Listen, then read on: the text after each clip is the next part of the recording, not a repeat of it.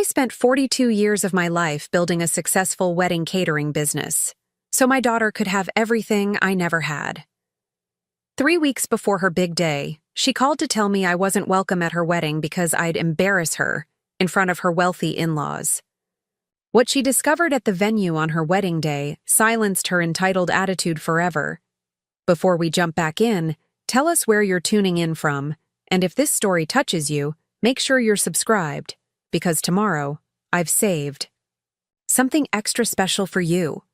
I always dreamed of the day I'd watch my daughter walk down the aisle.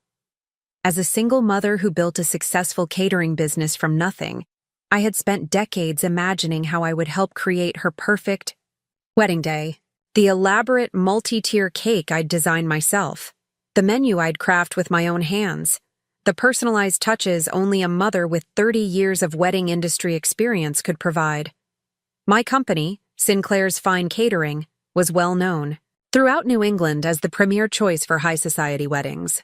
I had worked my way up from serving appetizers at small local events to personally catering for governors, celebrities, and even a former president. Despite all that success, I maintained the same humble approach, wearing my grandmother's simple pearl necklace at every event for good luck, keeping my hands rough from honest work, and speaking with the slight Southern accent I never could quite shake from my childhood in rural Georgia. The first time I catered a wedding alone, I was 7 months pregnant with Madison.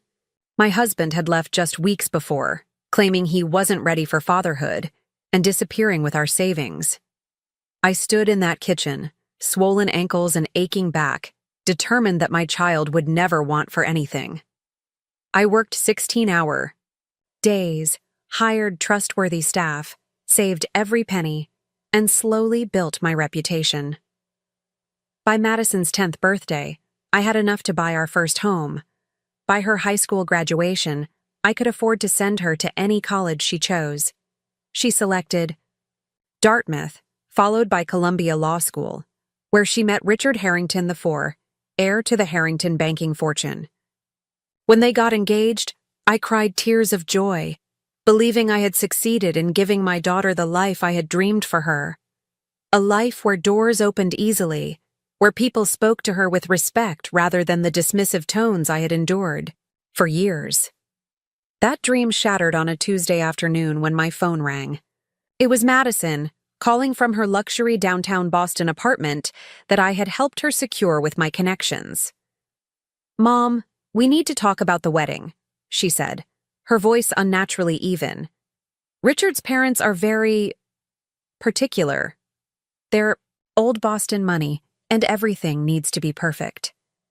I smiled to myself, thinking she was about to ask for my professional help with last-minute arrangements. After all, I had offered countless times since her engagement, but she had insisted on hiring Celestial Events, the most expensive wedding planner in the city. "What do you need, sweetheart? You know I can handle anything wedding-related. Remember the Spencer Williams wedding last year? We had to replace an entire dessert table with just 2 hours' notice when—" "Mom, stop," Madison interrupted, an edge to her voice I rarely heard. "That's actually what I need to discuss with you." Her silence lingered a beat too long. I could hear her take a deep breath. "I think it would be better if you didn't cater the wedding. In fact, we've decided to go with Larson and Blake instead." I clutched the edge of my kitchen counter, stunned. Larson and Blake was our chief competitor, an inferior service that charged more because they employed staff with British accents. "I don't understand," I managed to say. "Is this about money? You know I would do your wedding at cost." "It's not about money, Mom," Madison cut in. "It's about presentation." "Presentation?" I echoed, not comprehending. "The Harringtons have certain expectations," she continued, her voice dropping to a near whisper. "They expect refinement. Richard's mother specifically asked if you would be attending as a guest only." I forced a laugh. "Well, of course I'll be attending as your mother first and foremost, but you know I'd never be able to stay out of the kitchen entirely. It's who I am, sweetheart." Another painful silence. That's the thing, Mom. I don't think you should come to the wedding at all. The words hit me like a physical blow. I sank down onto a kitchen stool, my knees suddenly weak. What are you saying? My voice didn't sound like my own. Mrs. Harrington expressed concerns after meeting you at the engagement dinner, Madison continued, sounding more like a lawyer than my daughter. She felt you might not fit in with their circle. She mentioned your accent, your stories about kitchen disasters, the way you insisted on helping the waitstaff clear plates. That's just being polite, I whispered. It's embarrassing, Mom, Madison said, her voice hardening. You don't understand how these people operate. Everything is about appearances. Richard's father is being considered for a federal judgeship. The wedding will be full of people who could influence his appointment. And I would embarrass you, I finished for her, the realization spreading through me like ice water. Not just me, she insisted.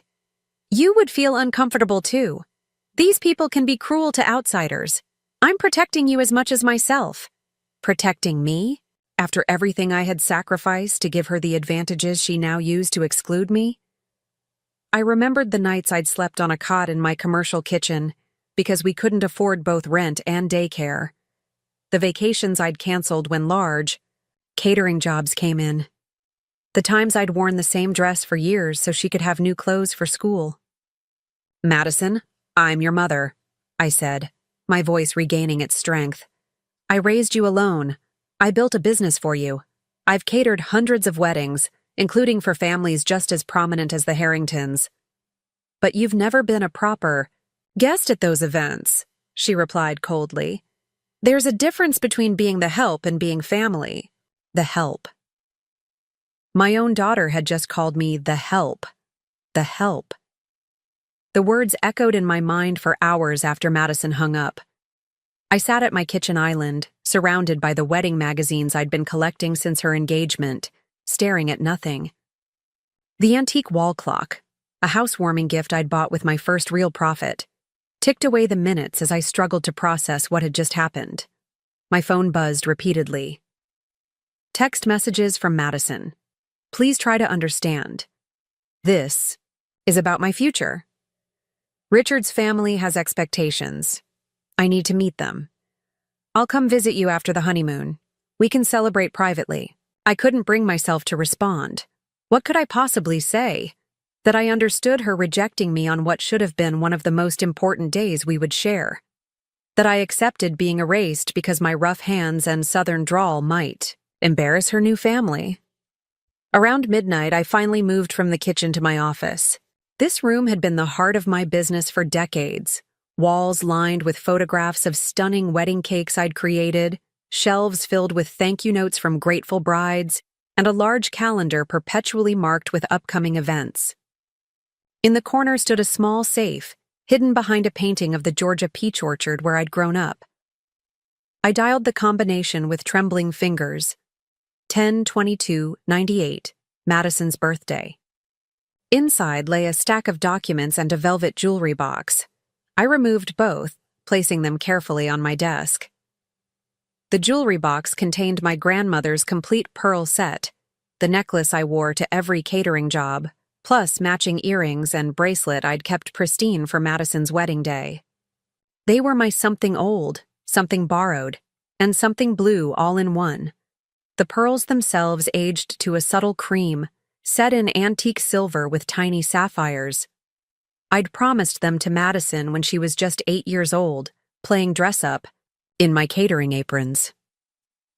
When you get married, these will be yours, I'd told her, letting her try on the necklace that had draped so elegantly against my grandmother's neck in her wedding photos. They're so pretty, Mama, she'd whispered, handling them with reverence. I closed the velvet box with a snap. Next to it lay the more practical gift I'd been planning, the deed to my business.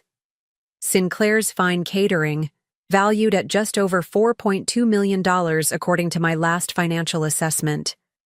I had been preparing for years to transfer ownership to Madison after her wedding. Though she'd chosen law over culinary arts, The business would provide her with passive income and a legacy she could eventually pass down to her own children. My financial advisor had helped me structure everything. Madison would become the owner, while my trusted executive chef and operations manager would handle day-to-day functions. She would receive quarterly distributions without lifting a finger. I would stay on as a consultant for 2 years, then retire completely. It was supposed to be my ultimate gift to her, financial independence from both me and her new husband's family. The ability to walk away from any situation that didn't serve her. The security I had craved my entire life. My gaze drifted to the third document on my desk, a cashier's check for $350,000. My contribution to her wedding and the down payment on whatever home she and Richard chose after their honeymoon. It represented nearly all of my liquid savings, but I hadn't hesitated. What else was money for, if not to give my daughter the perfect start to her married life? I had planned to present all 3 gifts at the rehearsal dinner. I'd even written a speech, something heartfelt about how proud I was of the woman she'd become. How all my years of hard work had been worth it to see her so happy. I could almost hear the clinking of glasses, the polite applause from guests who would finally see me as more than just the woman who prepared their meals. Now, that vision dissolved into nothing. I pulled out my phone and reread Madison's texts. Each one cut deeper than the last, revealing the unbridgeable gap between us. When had this happened? When had my little girl, who once proudly told her elementary school class that her mom made the most beautiful cakes in the whole wide world, become ashamed of me? Was it during her years at Dartmouth, surrounded by classmates who vacationed in the Hamptons and had family names on university buildings? Or perhaps at Columbia Law, where her background became something to overcome rather than celebrate? Or was it only after meeting Richard, whose mother collected art rather than recipes, whose father's hands had never known a day of hard labor? I remembered the engagement dinner clearly. I'd worn my best dress, navy blue, conservative, elegant. I'd practiced speaking more slowly to minimize my accent. I'd even paid for a professional blowout at an upscale salon, trying to tame my naturally curly hair into something sleeker, more sophisticated. Judith Harrington had greeted me with a whoa, practiced smile that never reached her eyes. "So lovely to finally meet you," she'd said, her gaze flicking briefly to my hands that told the story of my life through calluses and slight burns, nails kept practical rather than polished. "Madison speaks so highly of your cooking." She'd said cooking, the way one might say hobby, diminishing my entire career to something quaint and inconsequential. Throughout the dinner, I'd felt increasingly invisible. Richard's parents discussed their recent trip to Tuscany, their membership at the exclusive Bristol Harbor Club, the charity gala where they'd been seated near the governor. They asked Madison thoughtful questions about her law firm, complimenting her recent promotion to junior partner. They engaged Richard in comfortable banter about his investment portfolio and tennis game. Not once did they direct a question to me beyond the perfunctory, "And how is your catering business?" before moving swiftly onward. When I'd attempted to join the conversation, mentioning that I'd catered an event at the very same club they frequented, Judith had smiled tightly before turning to ask the server for more water. Later, when I'd instinctively begun helping clear plates between courses, a habit formed from years in the service industry, I'd caught Madison's mortified expression. She'd tugged my arm gently, whispering, "Mom, please sit down. You're not working tonight." I'd laughed it off then, but the memory stung sharply now. In trying to help, I'd embarrassed her. In being myself, I'd become a liability. The next morning, I called my attorney, Robert Miller. He'd handled my business matters for 15 years and was one of the few people who knew exactly how much I'd sacrificed to build my company. "Nancy, it's been a while. How are you?" His warm voice was a balm to my raw emotions. "I need to make some changes to my estate planning," I said, surprised by the steadiness in my voice. "The documents regarding Madison. The business transfer? Is something wrong? Everything's fine, I lied. But I've been thinking about my legacy, and I'd like to make some adjustments. We scheduled a meeting for the following day. That night, I barely slept, wrestling with the decision taking shape in my mind. Was I being petty? Vindictive? Or was I finally seeing my relationship with my daughter clearly for the first time? By morning, I knew what I had to do. Madison had made her choice. She'd decided that the mother who had given her everything wasn't good enough to stand beside her as she married into Boston's elite. She wanted the advantages my hard work had provided without the embarrassment of acknowledging where they came from. I would not force my presence where it wasn't wanted, but neither would I continue pouring my heart, soul, and finances into someone who viewed me as something shameful to be hidden away. At Robert's office, I laid out my new instructions.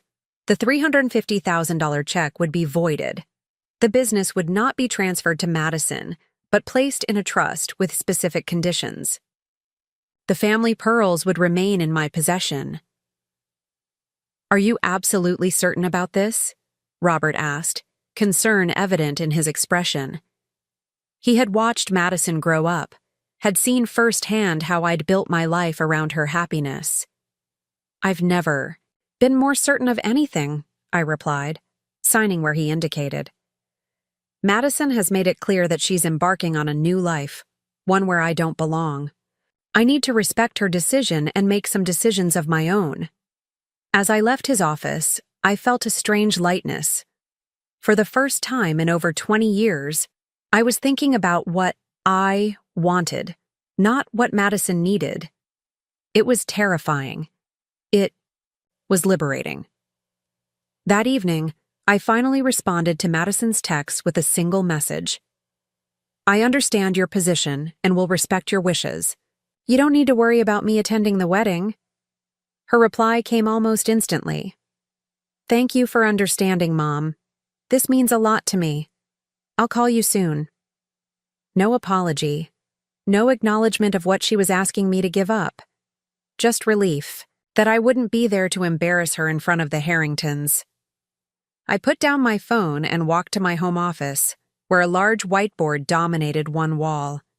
It was where I'd always planned my major catering events, mapping out every detail to ensure perfection. Now, I wiped it clean and wrote at the top in bold letters, my next chapter. For the first time in decades, I allowed myself to dream of something other than Madison's future. And surprising even myself, I found I had dreams of my own waiting to be discovered. 2 weeks until Madison's wedding. The date, June 17th, had been circled on my calendar in red for nearly a year. Now, it loomed like a deadline for an execution rather than a celebration. I found myself staring at it during breakfast, during my evening glass of wine, during the sleepless hours when regrets tend to surface. The Sunday edition of the Boston Chronicle lay open on my kitchen table, folded to the society page. There it was in elegant script. "Harrington Sinclair wedding promises to be season's most lavish affair." The article detailed the exclusive venue, the designer behind Madison's gown, the 6-piece orchestra that would play during the ceremony. It mentioned Richard's illustrious family history, his Harvard education, his position at his father's investment firm. Madison was described as a rising star in Boston legal circles, graduate of Columbia Law, daughter of Nancy Sinclair. Just that. No mention of my business, my accomplishments, or the fact that I'd raised her single-handedly. I was reduced to a name, an afterthought, while the Harringtons' pedigree was chronicled back 3 generations.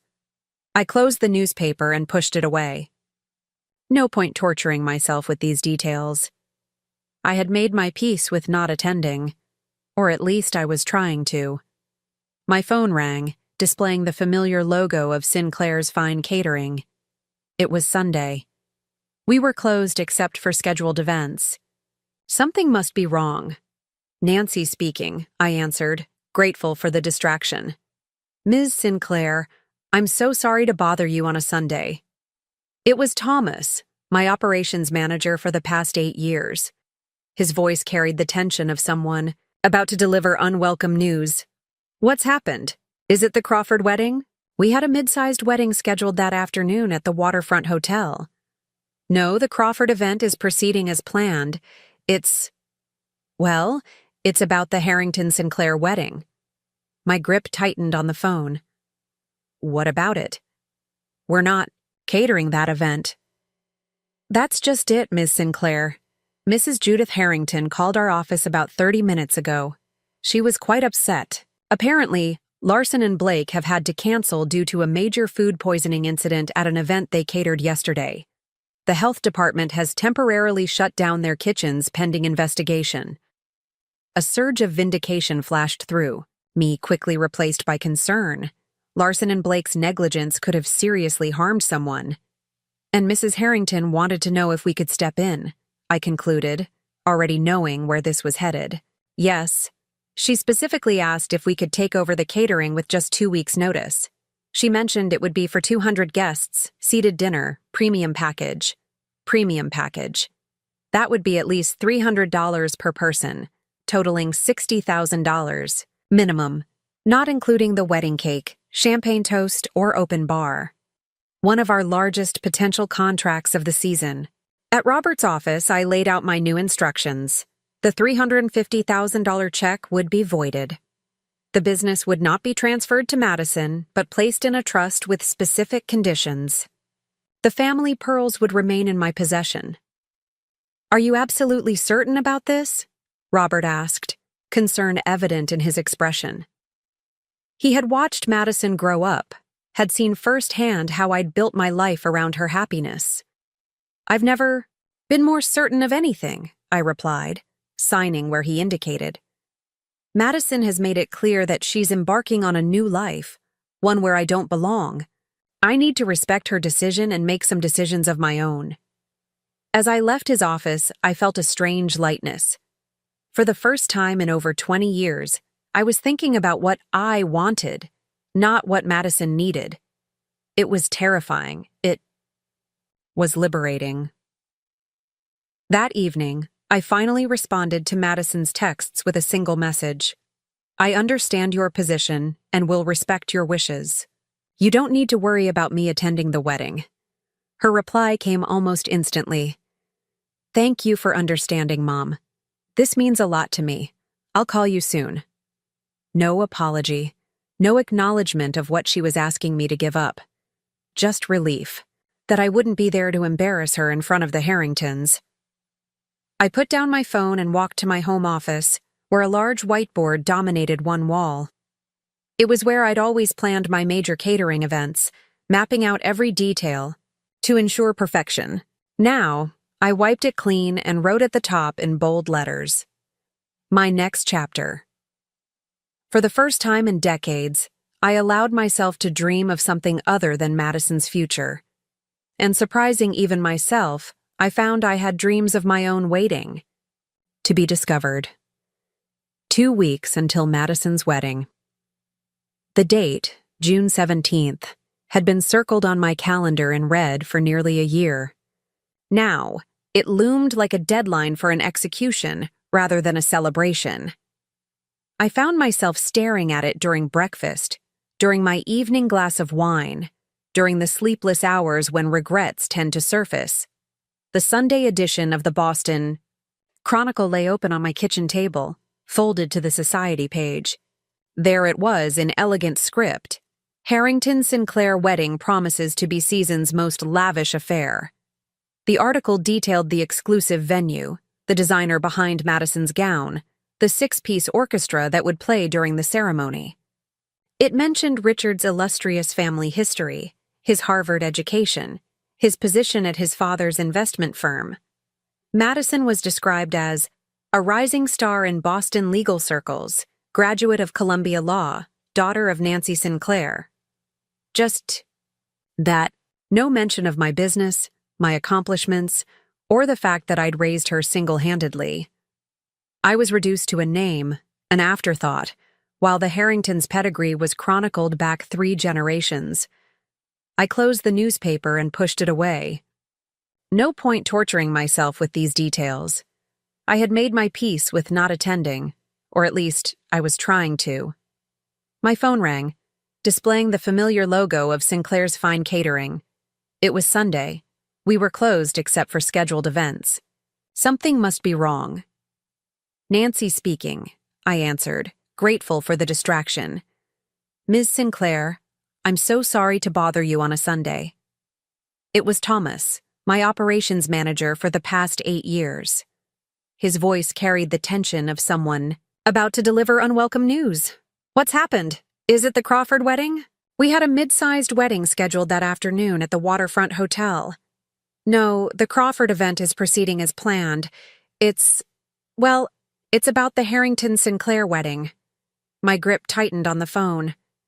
What about it? We're not catering that event. That's just it, Ms. Sinclair. Mrs. Judith Harrington called our office about 30 minutes ago. She was quite upset. Apparently, Larson and Blake have had to cancel due to a major food poisoning incident at an event they catered yesterday. The health department has temporarily shut down their kitchens pending investigation. A surge of vindication flashed through me, quickly replaced by concern. Larson and Blake's negligence could have seriously harmed someone. And Mrs. Harrington wanted to know if we could step in, I concluded, already knowing where this was headed. Yes. She specifically asked if we could take over the catering with just 2 weeks' notice. She mentioned it would be for 200 guests, seated dinner, premium package. Premium package. That would be at least $300 per person, totaling $60,000. Minimum, not including the wedding cake, champagne toast, or open bar. One of our largest potential contracts of the season. I see. My mind raced, professional instincts warring with maternal hurt. And what did you tell her? That I would need to consult with you immediately. She's expecting a call back within the hour. She seemed desperate. I nearly laughed out loud. Judith Harrington, who had looked at me like I was something stuck to the bottom of her designer shoe, was now desperate for my help. The irony wasn't lost on me. Thank you, Thomas. I'll handle this personally. After hanging up, I paced my kitchen, torn between contradictory impulses. The businesswoman in me recognized an excellent opportunity, not just for the revenue, but for the connections and prestige such a high-profile event would bring. The mother in me still smarted from rejection, from being deemed too embarrassing. To witness my only child's wedding. I glanced at the calendar again. June 17th. In my 30 years of catering, I had never turned down a client due to personal feelings.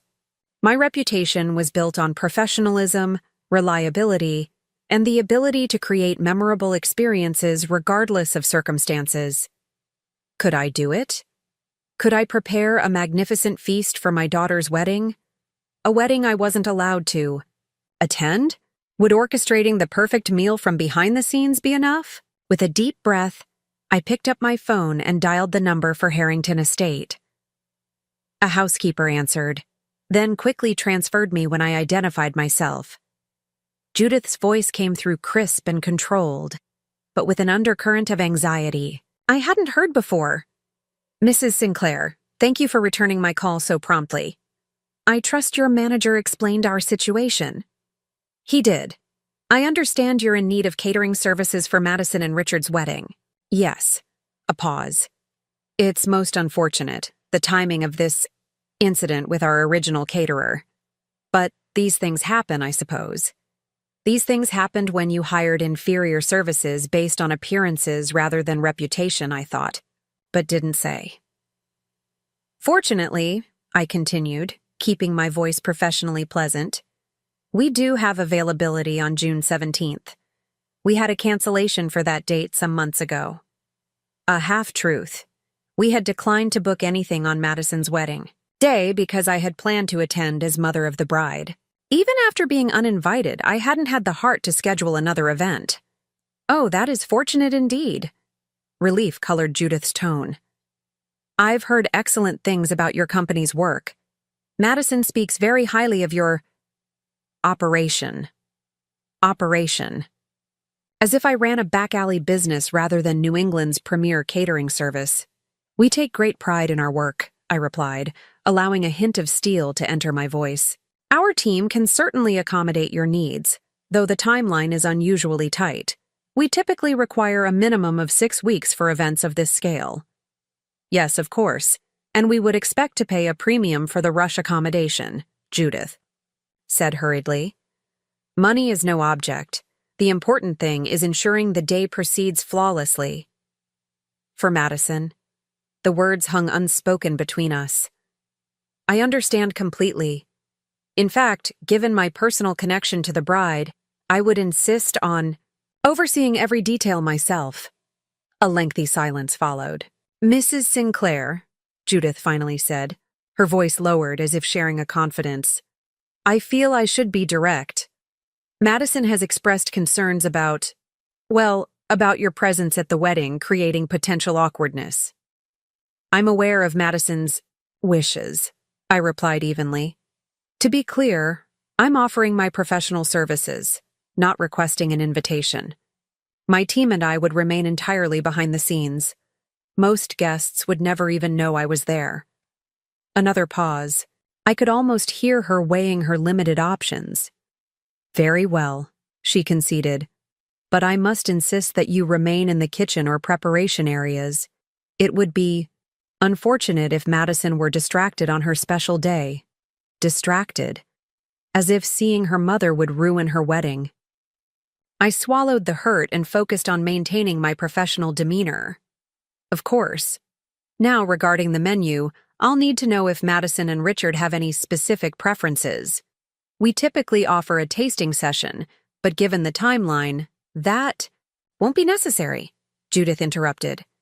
Madison tells me you're familiar with Richard's shellfish allergy and her preference for French cuisine. Beyond that, we trust your expertise. As I said, cost is no concern. We simply want the best. The route, best, which apparently now included my services after their first choice had failed them. Very well. I'll have a contract and preliminary menu prepared by tomorrow morning for your review.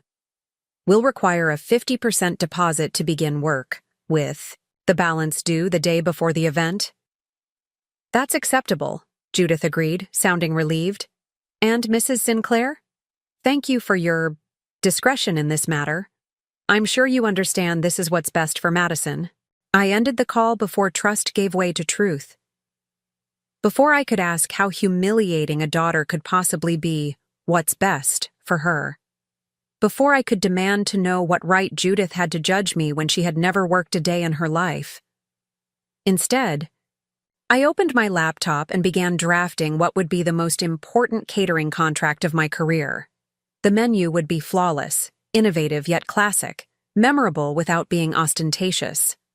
I would create dishes that complemented the venue, the season, the formality of the occasion. For the next few hours, I lost myself in the familiar comfort of planning. I selected premium ingredients, designed course progressions, contemplated wine pairings. This was my element, the place where I still had control, where my expertise was undeniable. By evening, I had outlined a culinary experience worthy of royalty. 6 courses, beginning with amuse-bouche of caviar on house-made blini, progressing through seasonal soups and salads to a choice of 3 entrees, followed by a cheese course and dessert buffet that would complement the wedding cake. Thorough. Cake. Madison had always loved my raspberry white chocolate cake with champagne buttercream. As a little girl, she had begged for it at every birthday. Would she want it for her wedding? Or would that be another reminder of her embarrassing mother? Closed my laptop without including the cake in my proposal. Let Judith ask if Madison wanted it. I wouldn't presume. That night, as I prepared for bed, my phone pinged with a text from Madison. Mom, I heard you're catering the wedding now. Thank you for helping us out of this jam. I really appreciate you staying behind the scenes like we discussed. It means a lot to me and Richard's family. No acknowledgement of the pain she had caused me. No recognition of the irony that I was now good enough to cook for her wedding, but not good enough to attend it. Just gratitude that I would remain hidden, like a shameful secret. I didn't respond. What could I possibly say that wouldn't lead to an argument? That wouldn't make me the difficult, embarrassing mother she already believed me to be? Instead, I placed my phone on the nightstand and turned out the light. In the darkness, I allowed myself to imagine an alternate reality, one where Madison proudly introduced me to the Harringtons, where my work was respected rather than hidden, where I sat at the head table wearing my grandmother's pearls, watching my daughter begin her new life. The fantasy brought no comfort, only a renewed sense of determination. If I couldn't attend my daughter's wedding as her mother, I would ensure that my presence was felt in every bite, every carefully plated dish, every moment of culinary perfection. They might not see me, but they would taste my legacy. And perhaps, just perhaps, Madison would finally understand what she had rejected. The contract with the Harringtons was signed and returned the very next day, along with a deposit check that made even my experienced accountant raise an eyebrow. Judith had approved my proposed menu without a single change, unusual for a client of her exacting standards. Her desperation was showing. For the next 10 days, I threw myself into preparations. My staff noticed the intensity with which I approached this particular event, though none dared ask why. Only my executive chef, Maria, who had been with me for 15 years, ventured to broach the subject as we finalized the sauce recipes. "Nancy," she said quietly, piping a sample of champagne reduction onto a spoon. "Are you sure you want to do this? We could send the team without you." I tasted the sauce, considering the perfect balance of acidity and sweetness before responding. "It's just another job, Maria." She gave me a look that said she knew better. "It's your daughter's wedding, a wedding you told me last month you weren't invited to attend." I busied myself adjusting the flame under a simmering stock. Things change. Business is business. "And hearts get broken," she countered gently. "I've known you too long to believe. You're just doing this for the money or the connections." I met her gaze finally. "I'm doing it because it's what I do. I create beautiful experiences, even for people who don't appreciate the hands that serve them." Maria nodded, understanding what I couldn't quite articulate. This was my way of being present at my daughter's wedding, my final gift to her, even if she didn't deserve it. 3 days before the wedding, while supervising the preparation of items that could be made in advance, I received a text from Madison. "Can you come to the venue tomorrow afternoon? The wedding planner wants to coordinate some details with you, and I'd like to discuss the cake." So, she did want my cake after all. I texted back a simple, "I'll be there at 2 p.m., professional and detached." The Harrington wedding was being held at Lakeside Manor, one of the most prestigious venues in Massachusetts. Set on 20 acres of manicured grounds with a private lake, the historic mansion had been renovated into an exclusive event space that typically booked 2 years in advance. The Harringtons had likely secured it through connections rather than patience. As I drove through the imposing iron gates the following afternoon, I couldn't help but admire the venue's elegance. White roses and peonies lined the circular driveway, their scent filling the air as I parked my car, not my catering van with the Sinclair's logo, but my personal vehicle. Today I was arriving as Nancy Sinclair, not as the caterer. I had dressed carefully in a tailored navy pantsuit that concealed rather than highlighted my curves, paired with modest heels and simple pearl studs, not my grandmother's set, but tasteful nonetheless. My hair was pulled back into a sleek chignon, my makeup subtle but flawless. I looked every inch the successful businesswoman I was, not the embarrassing mother Madison seemed to fear. A young woman in a crisp suit greeted me at the entrance. "Ms. Sinclair? I'm Vanessa from Elegant Occasions. We're coordinating the event. Thank you for coming." She led me through the mansion's grand foyer into a sunroom overlooking the lake, where Madison sat with a slender woman in her 50s, whom I recognized as the wedding planner. No sign of Judith Harrington or Richard, thankfully. Madison looked up when I entered, her expression a complicated mix of emotions: relief, wariness, and something else I couldn't quite place. Guilt, perhaps? "Mom, you're here," she said, standing. For a moment, I thought she might embrace me, but she simply gestured to an empty chair. "This is Celia Thornton, our wedding planner." Celia extended a manicured hand.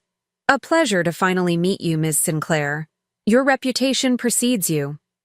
"Likewise," I replied, taking the offered seat. "I believe we worked the Pemberton Gala last year, though we didn't have the chance to speak directly." "Yes, your lobster bisque was extraordinary," she acknowledged with professional courtesy. "Now, regarding Saturday's event, we need to coordinate timing for service with the reception schedule." For the next 45 minutes, we discussed logistics: when courses would be served, how long to allow between them, which entrees required tableside preparation. Madison remained largely silent, occasionally nodding but offering little input. This was clearly Celia's domain, and by extension, Judith's. When we had covered everything, Celia gathered her notes. "I believe that's all I needed. If you'll excuse me, I need to check on the florist's delivery." She exited gracefully, leaving Madison and me alone for the first time since her fateful phone call. An awkward silence stretched between us. Madison fidgeted with her engagement ring, a massive diamond that must have cost more than my first house. "You wanted to discuss the cake," I prompted finally. "Yes." She seemed relieved to have a safe topic. "I was hoping you might make your raspberry white chocolate cake. It's always been my favorite." "Of course." I kept my voice neutral. "Single tier for cutting, with sheet cakes in the kitchen for serving?" "Actually," Madison hesitated, "I was hoping for a traditional tiered cake." Richard's mother selected a design.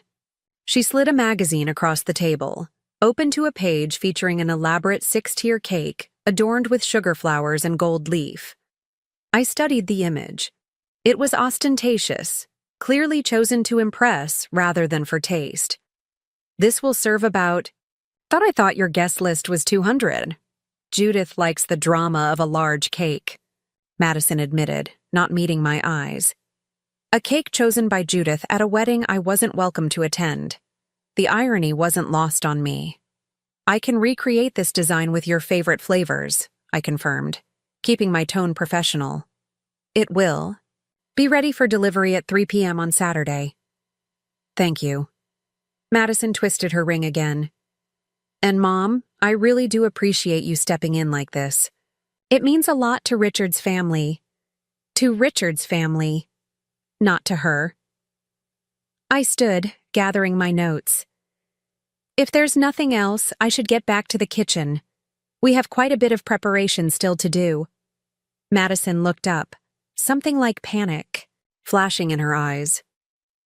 "Actually, would you mind walking the grounds with me for a few minutes?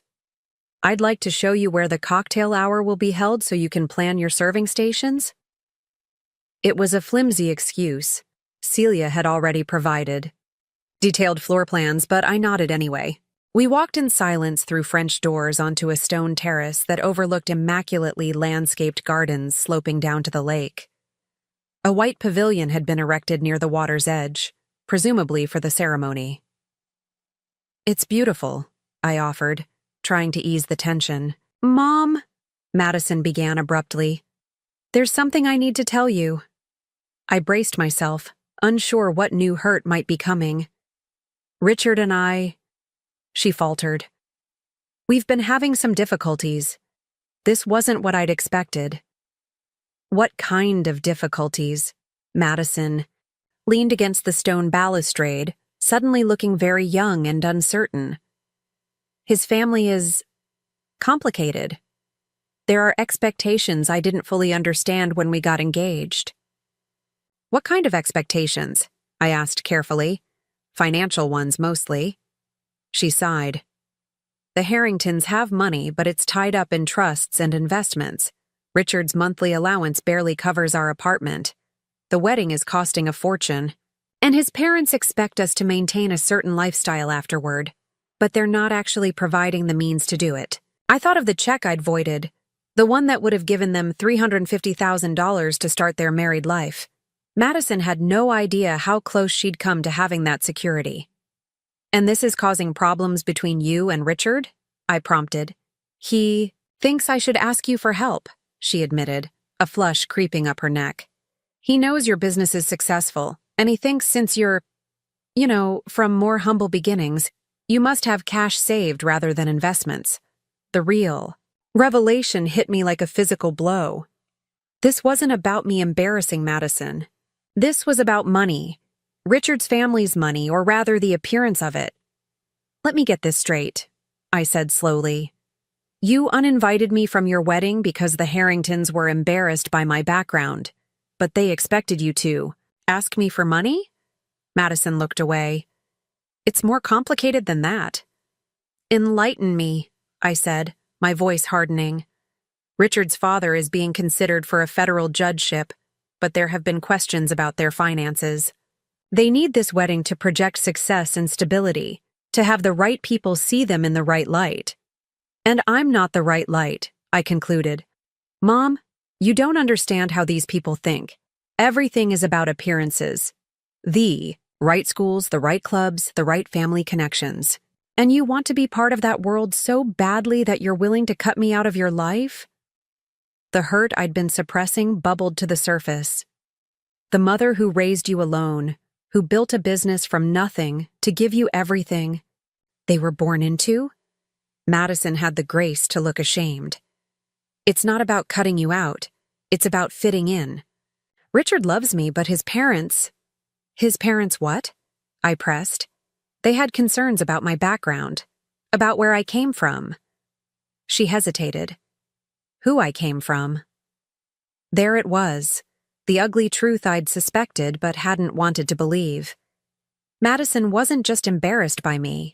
She was trying to erase me, to reinvent herself as someone worthy of the Harrington name. "I see."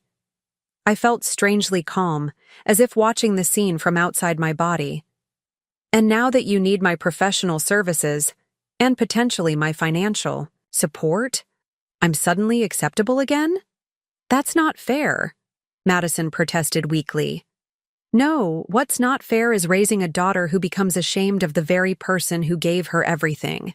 I straightened my shoulders.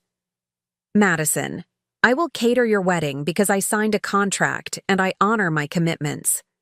I will make you the most beautiful cake anyone at your wedding has ever tasted. But I will not give you money to maintain a facade for people who think I'm not good enough to sit at their table." Madison's face crumpled. "Mom, please. You don't understand what's at stake here." "I understand perfectly." I turned to leave, then paused. When I started my business, I had nothing but a second-hand oven and recipes my grandmother taught me. No one believed in me except you, a 4-year-old who thought her mama made magic in the kitchen. I built something from nothing, because I wanted you to be proud, to have opportunities I never had.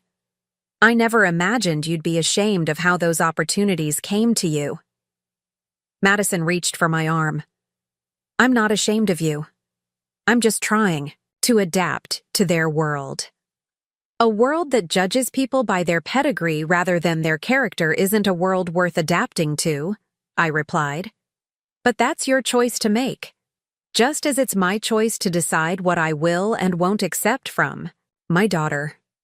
As I walked away, I heard Madison call after me, her voice small and uncertain. "Mom, what about the cake?" "The cake will be perfect," I called back without turning around. "It's what I do." Driving home, I felt oddly lighter, as if a burden I'd been carrying had finally been set down. The truth hurt, but it was clarifying. Madison hadn't rejected me because I was embarrassing. She'd rejected me because I represented a past she wanted to erase, a background that didn't fit with her aspirational future. And the Harringtons? They were happy to benefit from my labor while judging me unworthy of sitting among them. The hypocrisy was staggering. By the time I reached my kitchen, a plan had begun to form. Not a plan for revenge or public humiliation, but for something more powerful: truth. The kind of truth that could only be served on a silver platter by someone who knew exactly how to make an impression that lasted. That night, I couldn't sleep. My conversation with Madison kept replaying in my mind, each word sharper in memory than when first spoken. I finally gave up around 3 a.m., wrapping myself in my grandmother's old quilt and settling into the window seat in my bedroom that overlooked the garden. The moon cast silver light across the herbs I'd planted: rosemary, thyme, basil, ingredients that had formed the foundation of my earliest recipes. My fingers traced the worn edges of the quilt, each patch a memory from my childhood in rural Georgia. This quilt, like so many things I cherished, told the story of where I came from. A story Madison was now desperate to erase. How had we arrived here? When had my daughter's ambition turned to shame? When had my background, the very thing that had given her opportunities, become something to hide? My mind drifted back 28 years to the day Madison was born. Georgia, 1997, the I. Hospital room was stifling despite the air conditioning that hummed ineffectively in the background. I lay exhausted, a tiny bundle cradled against my chest, marveling at her perfect features. Madison Eliza Sinclair, 7 pounds, 4 ounces, born at 3:27 a.m. after 22 hours of labor. "She's beautiful," the nurse said, adjusting my pillows. "Will your husband be back soon? He just stepped out for coffee." I didn't have the energy to correct her, to explain that Roger wasn't coming back, that he had walked out 3 months earlier when the pregnancy began to limit his freedom. That the last I'd heard, he was in Tampa with a cocktail waitress, having emptied our joint savings account on his way out the door. "It's just us," I said instead, kissing Madison's downy head. The nurse's smile faltered slightly. "Well, you two will do just fine," she said with forced brightness before leaving us alone. "Just us. Me with a community college degree in hospitality management, $342 in my checking account, and a baby who depended on me for everything." The enormity of it was terrifying. "I promise," I whispered to Madison, "you will never want for anything. I will give you the world." I had no idea then how difficult that promise would be to keep. Atlanta, 2002. "Mama, look, I made you a cake." 5-year-old Madison proudly held up a mud pie decorated with dandelions and pebbles. Her sundress was smeared with dirt, her dark curls, so like mine, escaping from once neat pigtails. "It's beautiful, sweetheart," I said, setting down the heavy box I'd been carrying. We were moving again, the 3rd time in 2 years, each move taking us to a slightly better apartment in a slightly better neighborhood with slightly better schools. "Is this one forever?" Madison asked, looking up at the modest 2-bedroom unit that represented a significant upgrade from our previous place. "For a good long while," I promised, though I had no way of knowing if that was true. The catering business I'd started from my kitchen was growing, but slowly. I was still taking side jobs, waiting tables and bartending to make ends meet. Later that night, after tucking Madison into bed in her new room, the first she wouldn't have to share with me, I sat at our second-hand kitchen table and spread out my ledger. The numbers were improving, but the margins were still razor-thin.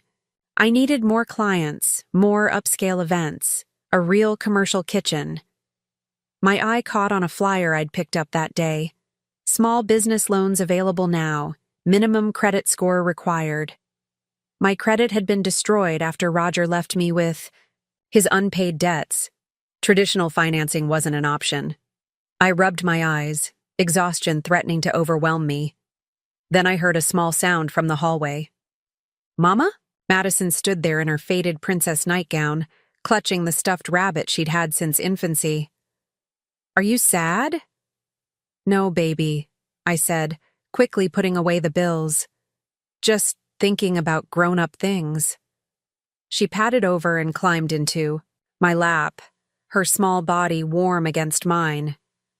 "I can help," she offered solemnly. "I can make real cakes someday, not just mud ones." I laughed, hugging her close. "You know what?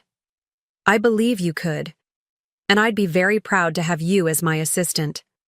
"Your partner," she corrected, with the confidence only a child could possess.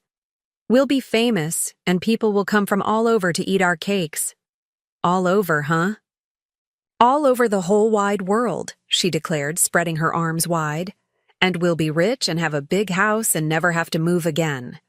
"That sounds wonderful," I said, carrying her back to bed. "We'll work on that together." As I tucked her in again, I made another silent promise.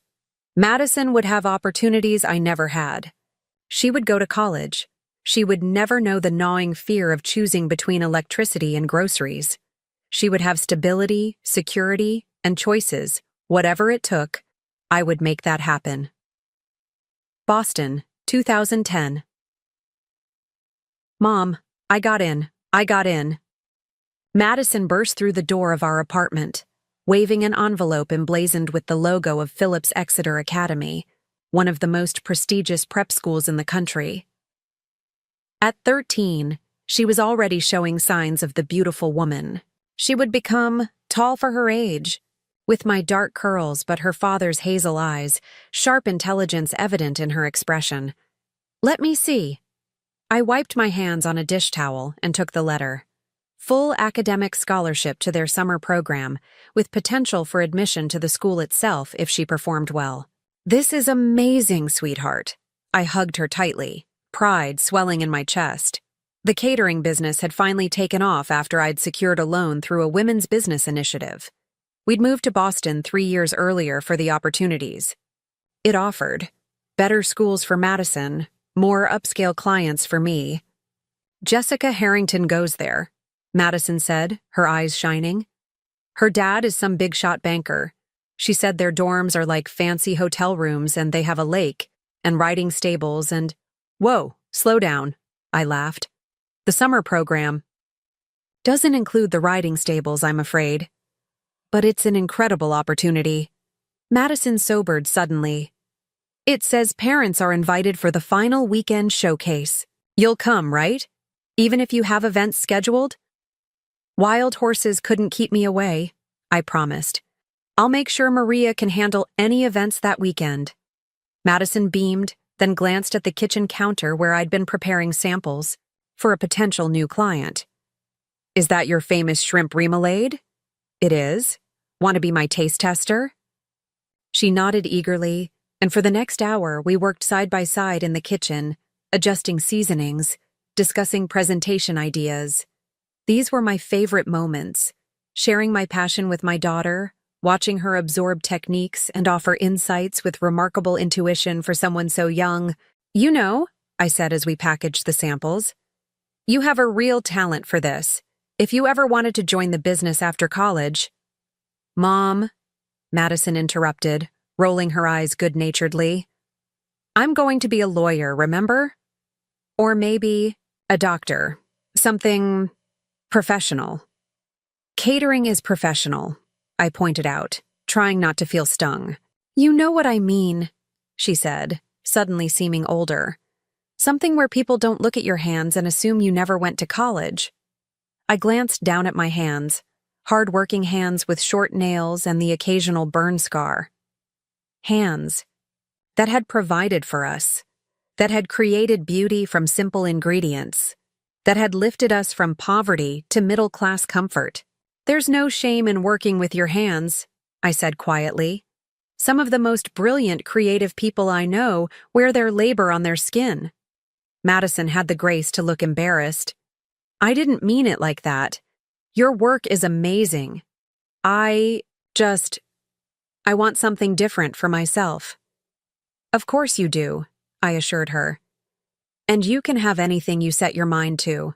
I'm just saying all doors are open to you, including this one, if you ever want it." But I could already see the determination in her eyes. Madison didn't want my world. She wanted something shinier, something that carried more prestige. And Wasn't that exactly what I had worked so hard to give her? The freedom to choose? Boston, 2015. Mom, is my dress pressed? Madison called from her bedroom. The interview is at 3 and I need to leave in 20 minutes. I hung up from my call with a difficult client and hurried to Madison's room, where I'd laid out her navy blue interview suit an hour earlier. All ready to go, pressed and lint-rolled. At 18, Madison was stunning, poised, articulate, and fiercely intelligent. Her college applications had all been submitted, but this interview was for a special scholarship at Harvard that would cover not just tuition, but living expenses as well. She emerged from the bathroom, hair blown straight and makeup subtle but flawless. "How do I look? Professional enough?" "You look perfect," I said truthfully. "Harvard would be lucky to have you." She slipped into the suit jacket I held out for her, checking her reflection in the mirror. "I'm so nervous. What if they ask something I can't answer?" "Then you'll say something honest and thoughtful, like you always do." I straightened her collar. "You've prepared for this. You're ready." Madison took a deep breath, then frowned slightly. "Mom, you're not planning to tell the interviewer about the business, are you?" I blinked, confused. "Why would I? I'm just driving you there and waiting outside." "It's just—" She hesitated. "Some of the other applicants come from really impressive backgrounds. Parents who are surgeons or professors or executives." Understanding dawned, leaving a cold feeling in my stomach. "And you're worried that a caterer mother might not measure up?" "No, I didn't mean—" She sighed. "I'm just nervous. These scholarships are so competitive, and I don't have the family connections some other applicants have. If they ask about my background, you tell them the truth," I said firmly. "That you're the daughter of a successful small business owner who built something from nothing. That you've worked alongside me since you were old enough to stir batter, learning firsthand about entrepreneurship, customer service, and management." Madison nodded, but I could see the doubt in her eyes. "You're right. I'm overthinking this." On the drive to Harvard, she was quiet, reviewing her notes and mentally preparing. I kept my eyes on the road, trying not to dwell on her earlier comments. She was just nervous, I told myself. She didn't mean to imply she was ashamed of me or our life together. As we pulled up to the imposing brick building where her interview would take place, I saw several other applicants arriving with their parents. Men in expensive suits, women in designer dresses, all exuding confidence and belonging. Madison's hand tightened on her portfolio. "Maybe you should just drop me off," she suggested, not meeting my eyes. "Parking will be a nightmare, and there's no need for you to wait around for 2 hours." I swallowed my hurt. "If that's what you prefer?" "It's just more practical," she insisted, already opening her door. "I'll text you when I'm done." I watched. Her walk away, shoulders back, chin high, every inch the confident Harvard applicant. In that moment, I recognized that Madison wasn't just seeking education or advancement. She was seeking transformation. She wanted to enter a world where her humble beginnings would be erased, where she would be accepted as belonging among the elite by birthright rather than by effort, and I, with my Southern accent and working-class background, was a reminder of everything she wanted to leave behind. As dawn broke over my garden, bringing me back to the present, I wiped away tears I hadn't realized I'd been shedding. The signs had been there all along. Madison's gradual distancing, her reluctance to bring college friends home, her increasingly rare mentions of my business in conversation. I had told myself she was just growing up, establishing her independence. But the truth was simpler and more painful. Madison had been ashamed of me for years. The wedding exclusion wasn't a sudden rejection, but the culmination of a long, slow pulling away.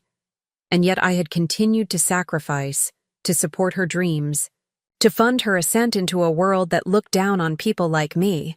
I had been so determined to give her everything I never had that I hadn't noticed when everything began to include a different kind of mother. The realization didn't diminish my love for her, but it clarified something important. I had been complicit in my own erasure, allowing Madison to compartmentalize me as a source of financial and practical support while hiding me from the life she was building. That ended now. I would cater her wedding as promised, with all the professionalism and excellence my reputation demanded. But I would no longer accept being treated as an embarrassment, a secret to be hidden away. It was time for Madison and the Harringtons to see exactly who I was, in all my unvarnished, self-made glory. The day before Madison's wedding dawned bright and clear, a perfect June morning that promised ideal weather for the celebration to come. I had been up since 4 a.m., overseeing final preparations in the commercial kitchen where my team worked with practiced precision, each person focused on their specific tasks, from saucing to garnishing to packing transport containers designed to keep everything at optimal temperature. "Nancy, these look fantastic," Maria commented, inspecting the rows of appetizers awaiting their final garnish. "The prosciutto-wrapped figs with blue cheese mousse might be your best creation yet." I nodded distractedly, checking items off my master list. "Make sure they stay at exactly 41 degrees until service. Any warmer and the mousse will lose structure." "We've got it under control," Maria assured me. "You should head to the venue for the final walkthrough. We're right on schedule here." I hesitated, reluctant to leave my kitchen sanctuary for the emotional minefield that awaited at Lakeside Manor. Here, I was Chef Sinclair, the respected professional whose word was law. There, I would be the embarrassing mother, hidden away, like a shameful secret. "Go," Maria insisted gently. "We've catered hundreds of weddings. I promise the kitchen won't explode while you're gone." "It's not the kitchen I'm worried about," I muttered, but I untied my apron nonetheless. "Call me immediately if there are any issues with the delivery van. The transmission was making that noise again yesterday." 30 minutes later, I pulled into Lakeside Manor's service entrance, deliberately bypassing the main drive where florists, decorators, and other vendors would be arriving through the grand gates. My catering van, freshly washed but still showing its age, would remain hidden around back, just as I was expected to. The event coordinator, a harried young man with a clipboard and Bluetooth earpiece, greeted me with obvious relief. "Miss Sinclair? Thank you for coming. Mrs. Harrington has been asking for you." "Has she?" I kept my voice neutral, though I couldn't imagine why Judith would suddenly want to speak with me directly. Our communication had been limited to terse emails about menu adjustments and timing. "She's in the main dining room with the decorator. I'll let her know you're here." "No need," I said, already heading toward the kitchen. "I should check the facilities first. Please tell Mrs. Harrington I'll find her when I'm done." The kitchen was state-of-the-art, as expected from a venue of this caliber. 6-burner commercial ranges, multiple convection ovens, expansive prep areas, and walk-in refrigerators large enough to store everything we'd need. I was making notes about electrical outlet placement when I heard the distinctive click of expensive heels on tile. "There you are." Judith Harrington's voice carried that particular blend of irritation and condescension I'd come to associate with her. "I've been waiting for half an hour." I turned, taking in her immaculate appearance, blonde hair swept into a perfect chignon, pearl gray designer suit that probably cost more than a month's rent on my first apartment, diamonds glittering at her ears and throat. She looked like wealth personified, every detail calculated to communicate status and breeding. "I apologize for the delay," I said, not sounding apologetic at all. "I needed to familiarize myself with the kitchen before our equipment arrives." She waved this away as irrelevant. "We need to discuss the reception entrance. The ice sculpture was supposed to be delivered at noon, but they're saying it can't arrive until 4, which is cutting it entirely too close." I blinked. "Ice sculpture? That wasn't in our contract." "Not your ice sculpture," she clarified impatiently. "The swan centerpiece for the champagne fountain. But since you'll have staff setting up in that area, I need to coordinate timing. I see? I made a note on my tablet. We'll ensure our staff works around the delivery. Is there anything else? Judith hesitated, then lowered her voice slightly.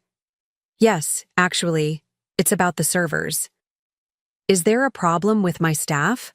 I asked, a protective edge entering my voice. My team was impeccably trained and professional. Not exactly. It's just... She glanced around as if worried about being overheard. Madison mentioned that you often work alongside your staff at events. I want to make sure that won't be happening tomorrow. Ah, there it was, the real reason for this conversation. Mrs. Harrington, I said carefully. I typically supervise all aspects of service for events of this caliber. It ensures quality control. Yes? Well. She straightened her already perfect posture.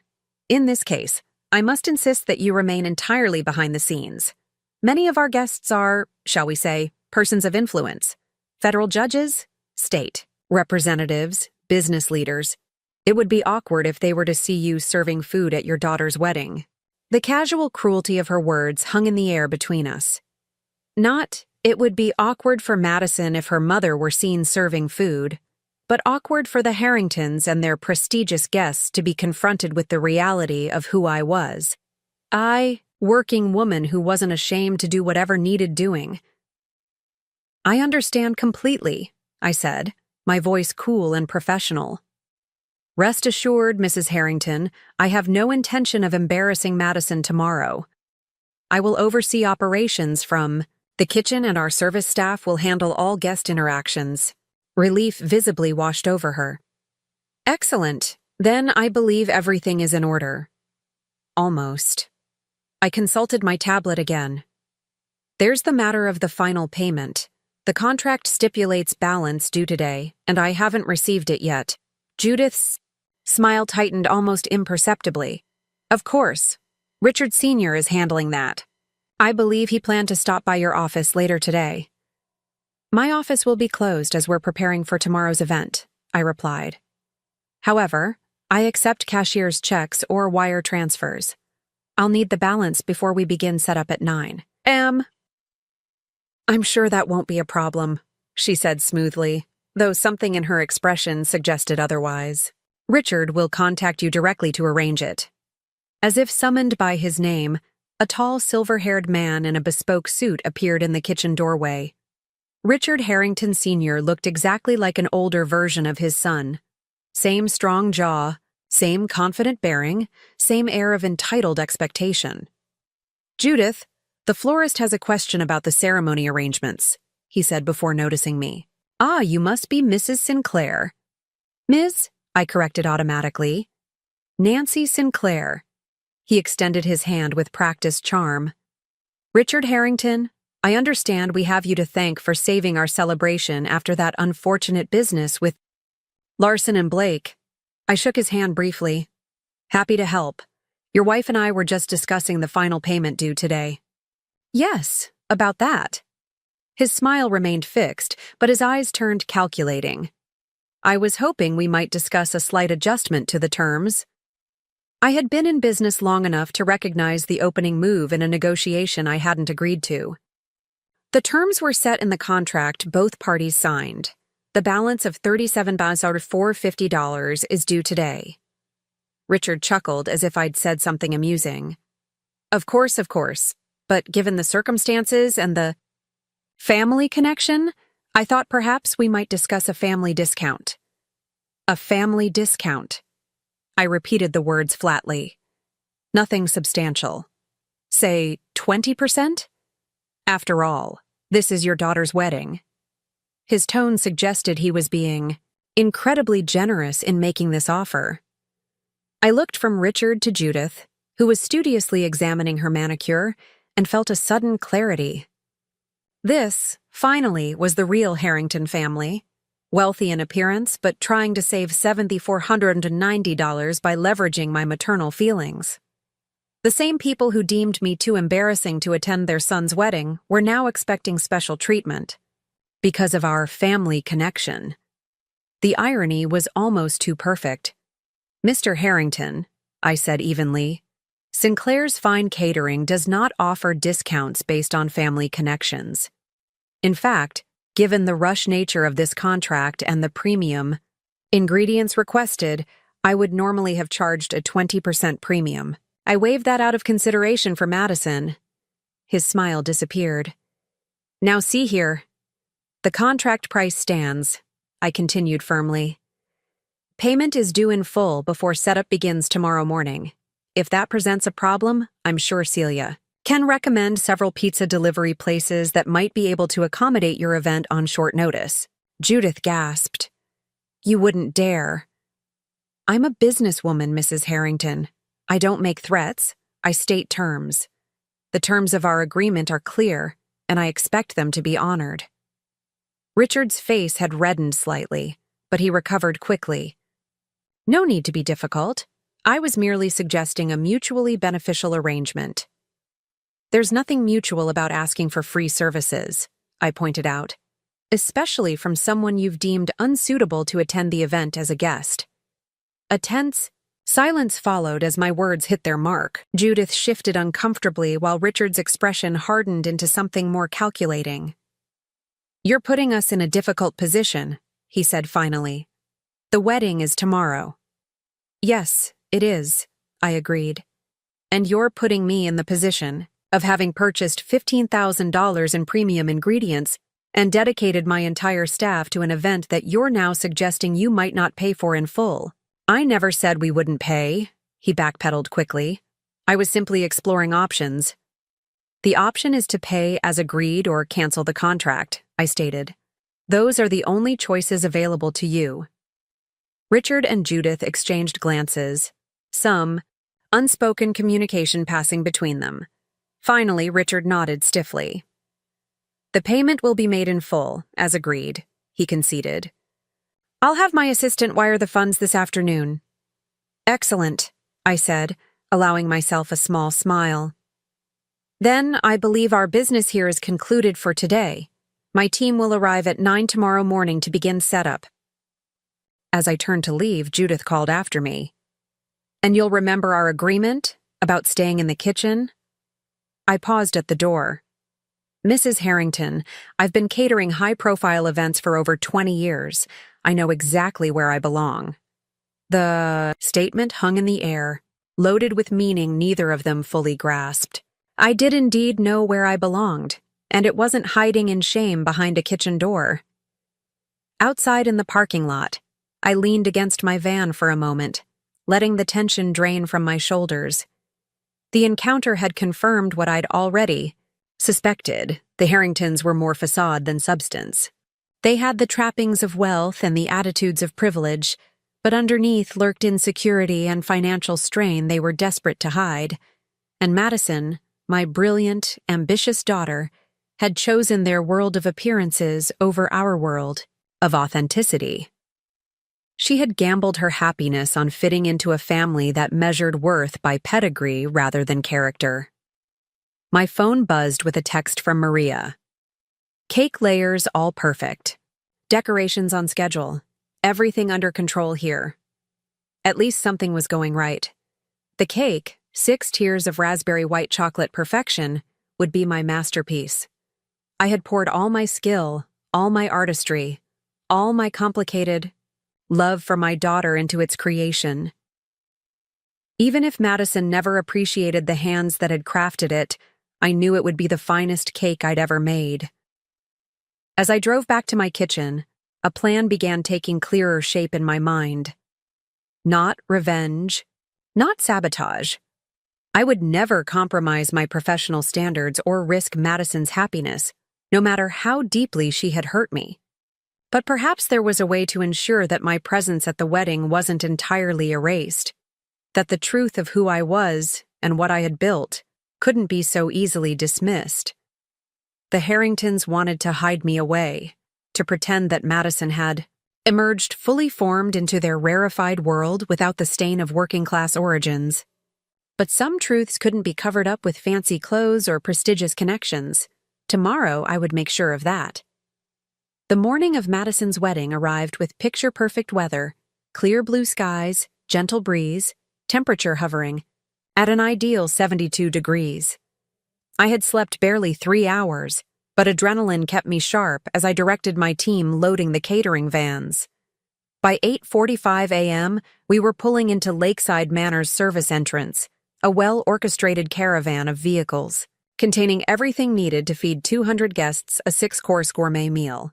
Equipment team first, I instructed as we parked. Refrigerated items second. Let's move. My staff responded with practiced efficiency, unloading warming cabinets, portable burners, and serving equipment. Within 30 minutes, we had transformed the venue's kitchen into a satellite version of our own, with stations set up for each course and backup systems in place for any possible contingency. The wire transfer came through. My accountant texted at 9:30. Full amount. At least the Harringtons had honored that part of our agreement. I pushed thoughts of them aside and focused on what I did best, creating culinary perfection. By noon, preparations were well underway. The ceremony wouldn't begin until 4 p.m., but guests would start arriving at 3:30. We needed everything ready for the cocktail hour that would follow immediately after Madison and Richard exchanged vows. I was supervising the plating of appetizer components when Celia, the wedding planner, burst into the kitchen looking harried. "Ms. Sinclair, thank God you're here. We have a situation." "What kind of situation?" I asked, not looking up from the delicate quenelle of caviar I was placing atop a blini. The florist delivered baby's breath centerpieces instead of white roses. "Mrs. Harrington is," she lowered her voice, "having what one might call a meltdown in the bridal suite. The ceremony is in 3 hours, and we have no centerpieces." I considered this for a moment. Technically, centerpieces weren't my problem. My contract covered food and service, nothing more. But I had more experience handling wedding crises than anyone else in the building. "Tell Mrs. Harrington that I can create food-based centerpieces if she's amenable," I offered. We brought extra materials for garnish that could be repurposed. Relief flooded Celia's face. "That would be incredible. What did you have in mind?" "Small arrangements of fresh herbs, edible flowers, and fruit. Elegant, fragrant, and appropriate for a dinner setting. They won't be traditional floral centerpieces, but they'll be beautiful." "I'll suggest it immediately," Celia said, already heading for the door. "Though," she hesitated, "Mrs. Harrington may resist solutions coming from, well, from the help?" I finished for her, my voice deliberately light. She had the grace to look embarrassed. "I didn't say that. You didn't have to." I returned to my work. Make the offer or don't. Either way, my team and I will be ready when it's time to serve. 15 minutes later, Judith Harrington herself appeared in the kitchen doorway, her perfect composure noticeably frayed around the edges. Her makeup couldn't quite conceal the redness around her eyes, and her hands trembled slightly. "Ms. Sinclair," she began stiffly, "Celia mentioned you might have a solution to our centerpiece disaster." I wiped my hands on a towel and approached her, maintaining a professional distance. "I can create food-based arrangements using materials we already have here. They won't be what you originally envisioned, but they'll be elegant and appropriate. And you can have them ready in time?" Doubt colored her voice. "I wouldn't have offered otherwise," I replied simply. She studied me for a long moment, calculation evident in her expression. "Very well, I suppose we have no choice at this point." "Actually, you do have choices," I corrected her. "You could use candles alone, or repurpose ceremony flowers, or even leave the tables without centerpieces entirely. People are here for Madison and Richard, not table decorations." Judith looked startled, as if the idea that guests might not notice or care about centerpieces had never occurred to her. We can't possibly. Everything needs to be perfect." "Perfect is a matter of perspective, Mrs. Harrington." I turned to Maria. "Can you take over here? I'll work on the centerpieces." For the next hour, I channeled my creative energy into crafting 20 stunning arrangements, each one a small work of art featuring rosemary sprigs, lavender stems, edible orchids, carved fruit, and twisted lemon peels, all anchored in clear glass bowls with river stones I'd brought for an entirely different purpose. They were unconventional, but undeniably beautiful. When I finished the last one, I found Judith hovering nearby, watching with poorly concealed amazement. "These are—" She seemed to struggle for words. "These will do nicely." From Judith Harrington. This qualified as effusive praise. "I'm glad they meet your approval," I said, keeping my voice neutral. "My staff will place them once the tables are set." She nodded, then hesitated as if wanting to say something more. After an awkward pause, she simply turned and left.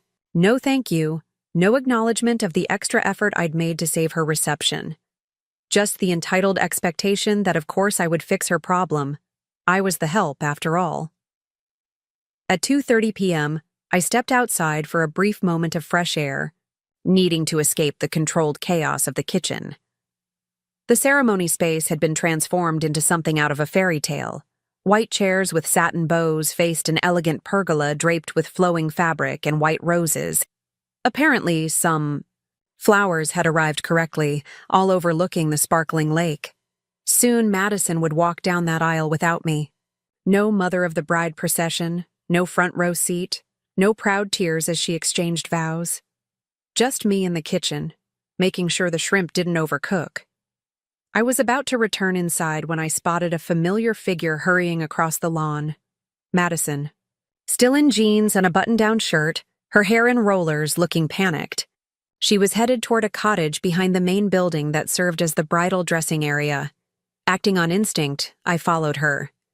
Whatever had her rushing around with barely an hour before she needed to be dressed might be something I could help with, mother of the bride or not. I knocked on the cottage door, then pushed it open without waiting for a response. "Madison, is everything all right?" She whirled around, eyes wide with surprise. "Mom, what are you doing here? I thought you'd be in the kitchen." "I saw you running across the grounds looking upset," I explained. "Is something wrong?" Madison's composed facade crumbled. "Everything's wrong. The makeup artist canceled at the last minute. Some family emergency. My maid of honor is stuck in traffic on the highway. And I just found out Richard's been texting his ex-girlfriend all week." She collapsed onto a plush ottoman, tears threatening to ruin the makeup she'd apparently had to apply herself. "I don't know what to do," she whispered. "I have 45 minutes to finish getting ready, and I can't even get my hair right." I set aside all the hurt and rejection of the past weeks and simply became her mother again. "Let me help." "You can do wedding hair?" Madison looked skeptical despite her distress. "Sweetheart, I've been working at weddings for 30 years. I've pinned up more bridal hairdos than I can count when stylists ran late or things went wrong." I moved behind her, gently removing the rollers. "Where's your veil?" She pointed to a box on the vanity. "I was going to wear it with a low updo, but I can't manage it myself. I know exactly how to style it." I began brushing out her dark curls, so like mine had been at her age. "As for your makeup, it looks beautiful already. Just needs a bit of finishing." As I worked, the tension between us gradually eased. This was familiar territory. Me taking care of Madison, solving problems, making things right. For a little while, we could pretend that nothing had changed, that she hadn't rejected me from her wedding, that I was here as her mother rather than her caterer. "Mom," she said after a few minutes of comfortable silence, "I need to tell you something." I continued pinning her hair, keeping my voice light. "What's that?" "Richard and I had a huge fight last night." Her voice trembled slightly. "About money." I waited, letting her continue at her own pace. "His parents' investment firm isn't doing as well as everyone thinks. They're leveraged to the hilt. This wedding," she gestured around at the luxury cottage, "is all for show. They're spending money they don't have to maintain appearances." "And that bothers you?" I asked carefully. Madison sighed. It bothers me that they expect me to do the same, to live beyond our means to keep up the Harrington image. Richard says it's just how things work in their world. You project success until you achieve it. I thought of Richard Harrington Sr., trying to negotiate a discount on his son's wedding catering at the last minute. Sometimes the appearance of wealth isn't the same as actual financial stability. I know that now, Madison admitted quietly. And when I suggested we scale back our plans for after the wedding, maybe rent instead of buy in Beacon Hill, postpone the European honeymoon, Richard got angry. He said I was being common. The word hung between us, loaded with meaning. Common, I repeated, securing another pin in her elegant updo. Like your mother. Madison winced. I'm sorry about all that, Mom. I got caught up in their world, their expectations. I convinced myself that fitting in with the Harringtons was the most important thing. More important than having your mother at your wedding?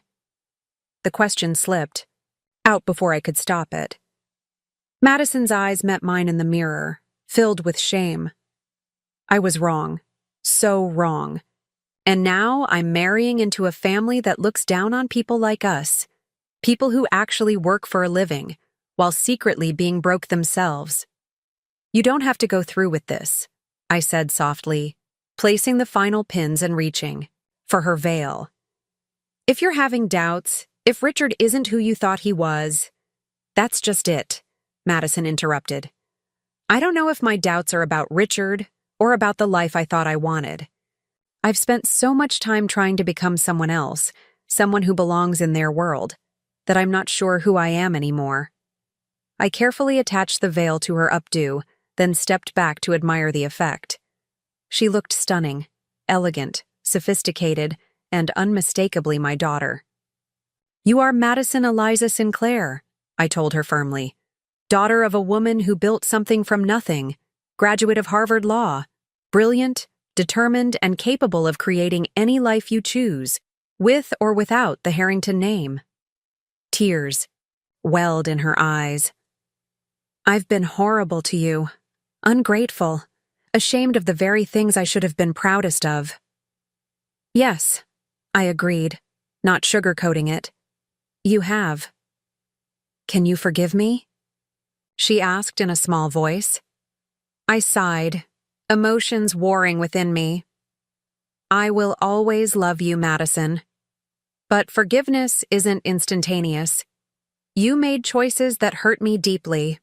Choices you're only reconsidering now that you've seen behind the Harringtons' perfect facade.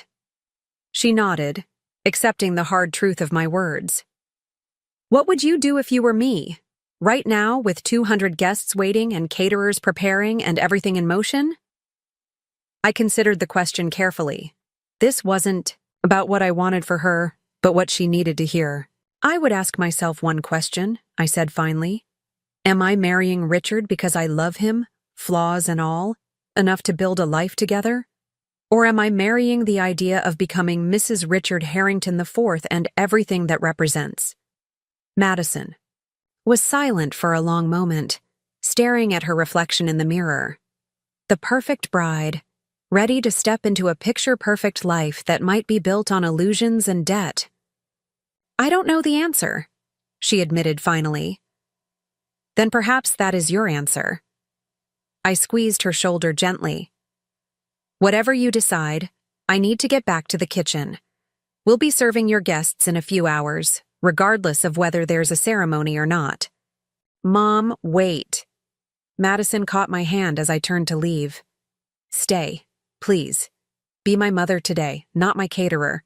I want you at my wedding, if there's going to be a wedding at all. The invitation, coming so late and wrapped in uncertainty, brought a bittersweet ache to my chest. Madison, your future in-laws have made it very clear.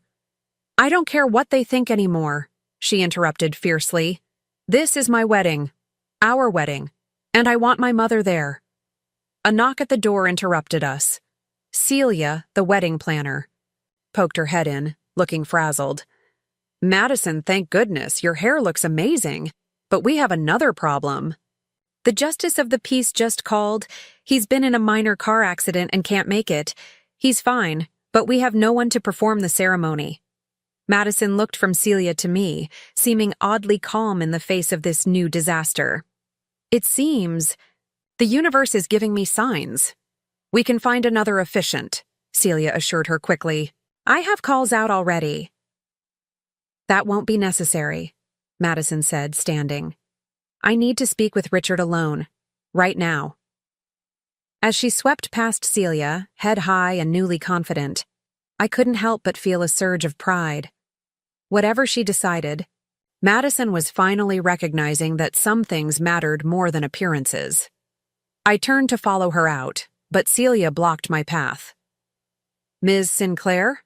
I hate to ask, but the finger foods for cocktail hour are being handled by my extremely competent staff, I finished for her. Right now, I'm not here as your caterer. I'm here as mother of the bride. Celia's eyes widened. But Mrs. Harrington specifically said, I don't particularly care what Mrs. Harrington said, I interrupted, stepping past her. My daughter has invited me to her wedding, and I intend to be there, one way or another. As I walked back toward the main building, I spotted Madison and Richard in what appeared to be an intense conversation by the lake's edge. Their body language spoke volumes, her animated gestures, his defensive posture. Whatever was happening, a decision was being made that would shape both their futures. And for the first time in weeks, I felt a glimmer of hope that my daughter might be finding her way back to the truth of who she was and what really mattered. Appearances be damned. I stood at the edge of the garden, watching Madison and Richard from a distance. Their conversation had escalated into what appeared to be a full-blown argument, her hands gesturing emphatically, his shoulders increasingly rigid. I couldn't hear their words, but the intensity was unmistakable. What's happening down there? Judith Harrington appeared at my side, her voice tight with concern. The ceremony is supposed to start in 20 minutes. Why isn't Madison dressed yet? I turned to face her, struck by how small she suddenly seemed despite her designer outfit and perfect styling. I believe Madison and Richard are having an important conversation about their future? Now? Judith's voice rose in panic. There are 200 guests arriving. The governor is coming. This isn't the time for conversations.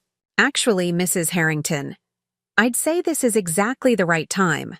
Before vows are exchanged, not after. Judith's gaze shifted from the couple by the lake to me, her eyes narrowing. You were supposed to stay in the kitchen. Did you do this? Did you talk her out of marrying my son? The accusation was so absurd I almost laughed. Your son seems perfectly capable of creating doubts all on his own. I understand he's been texting his ex-girlfriend this week? Judith paled slightly. That's nothing. A misunderstanding. Perhaps, I allowed. But it's hardly the only issue at hand. What's that supposed to mean? She drew herself up, trying to regain her usual air of superiority. It means that marriage should be built on honesty, not appearances. I met her gaze directly. Madison knows about your family's financial situation. She knows this wedding is an expense you can't really afford. How dare you? Judith hissed, glancing around frantically to ensure no one had overheard. Our finances are none of your concern. They became my concern when you used them as a reason to exclude me from my daughter's wedding, I replied evenly. When you deemed me too common to be seen by your prestigious guests, all while counting on my labor to create the illusion of luxury you can barely afford. Judith's composure cracked, revealing the desperate woman beneath the polished exterior. You don't understand. Appearances matter in our world. Richard Sr. is being considered for the federal bench. The right connections, the right impressions, they're everything. And the truth counts for nothing? The truth, she scoffed bitterly, is that everyone in our circle is doing the same thing, leveraging themselves to the hilt to maintain the lifestyle expected of them. It's how the game is played. It's a game my daughter may no longer want to play, I noted, glancing back toward Madison and Richard. Their conversation appeared to have reached some kind of conclusion. Madison was walking away, head high, while Richard remained rooted in place, staring after her. Judith followed my gaze, her face draining of color. What is she doing? Where is she going?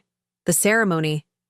I think you should prepare yourself for the possibility that there might not be a ceremony today, I suggested gently. Before Judith could respond, Madison was striding toward us across the manicured lawn, her expression resolute despite the tears streaking her cheeks. She had removed the veil I'd so carefully pinned, and her hair was now coming slightly undone, curls escaping in a way that reminded me powerfully of the little girl who once made mud pies in our backyard. Madison, darling, what's happening? Judith's voice was unnaturally high. The guests are arriving. The string quartet has started playing. Madison took a deep breath, squaring her shoulders. Mrs. Harrington, I'm very sorry, but there isn't going to be a wedding today. Judith swayed slightly, grabbing my arm for support, an irony that wasn't lost on me. What? No, that's impossible. Whatever disagreement you and Richard are having, it can be sorted out later. Right now, we have responsibilities, appearances to maintain. That's exactly the problem, Madison interrupted firmly. I'm tired of maintaining appearances. I'm tired of pretending to be someone I'm not. And I refuse to marry a man who thinks keeping up with the Harringtons is more important than honesty and financial responsibility. This is ridiculous, Judith sputtered. You can't just cancel a wedding of this magnitude. Do you have any idea how much we've invested in today? Who will be humiliated by this? I'm sorry for the embarrassment this will cause, Madison said, sounding genuinely regretful. But I'm not sorry for refusing to start my marriage with a lie. Judith turned to me, desperate for an ally. Talk to your daughter. Make her see reason. I looked from Judith's panicked face to Madison's tearful but determined expression. And in that moment, I knew exactly where I stood. I had spent weeks feeling hurt and rejected by my daughter, but here she was, choosing authenticity over appearances, substance over style. The Madison I had raised was still in there, finding her way back to her true self. Madison, I said carefully, are you absolutely certain this is what you want? Not the wedding, the life. Are you sure you don't want to be part of their world? She didn't hesitate. I'm sure. I want a life built on something real, not a facade that will crack the moment interest rates rise or the market shifts. I want a partner who values me for who I am, not what I represent. She reached for my hand. I want to be your daughter. Again, someone who isn't ashamed of where she came from, or the mother who sacrificed everything to give her choices. The knot that had been sitting in my chest for weeks finally loosened. Then I'm with you, whatever you decide to do next. Judith looked between us, incredulous. This is insanity. 200 guests.